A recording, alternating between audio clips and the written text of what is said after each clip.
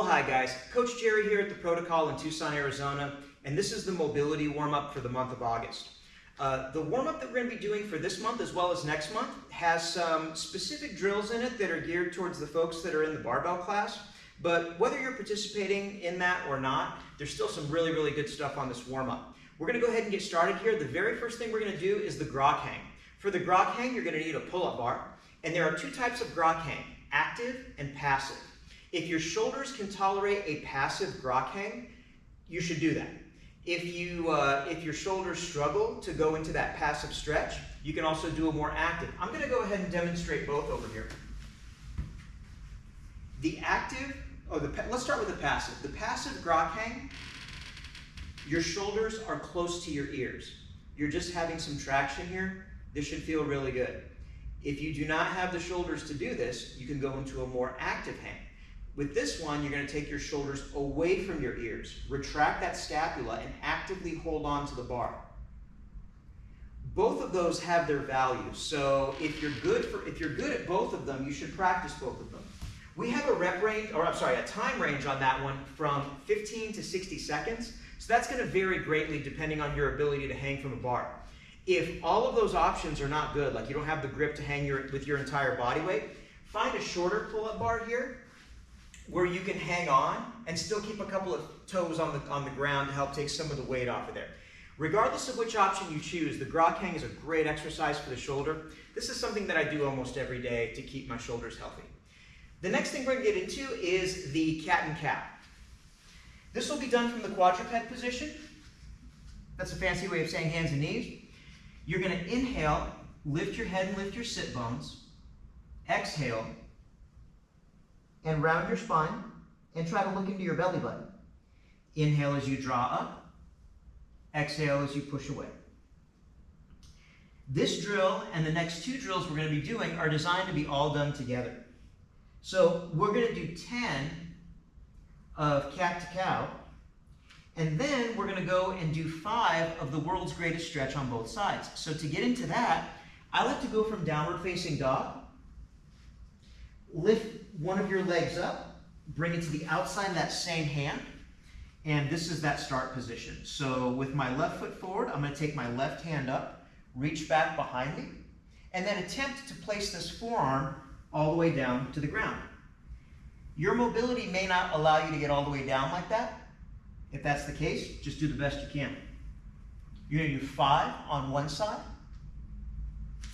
step back into downward facing dog, and do the same thing on the other side.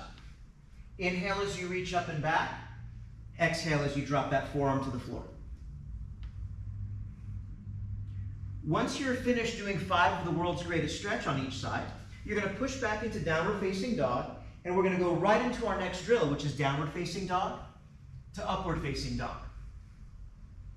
So this is a big inhale as you reach up and look up. Exhale as you push back into that downward facing dog. Once you get your 10, bend the knees, step or jump your feet to your hands, and gently stand up out of there. So those 3 are designed to be done all together. The next thing we're going to be doing is the prime goblet squat. So for this, you're just going to need a moderately sized kettlebell.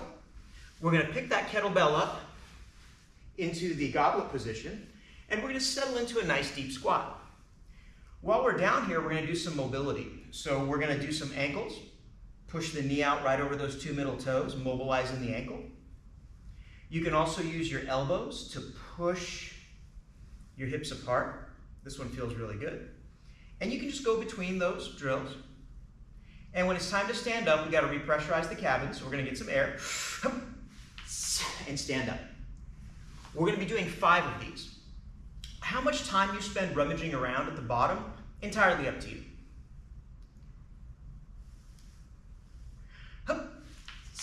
And when you're finished with your 5, go ahead and set that bell down.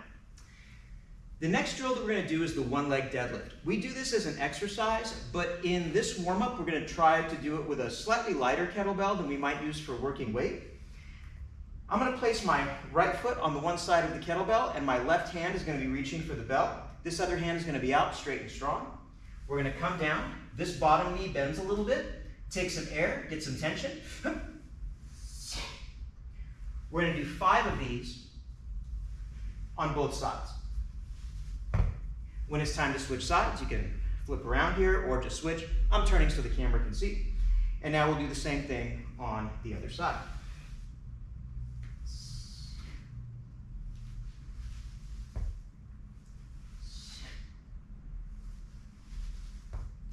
That's the one leg deadlift. The last drill that we're going to do is just 10 good old-fashioned two-hand swings. Everybody knows what those look like.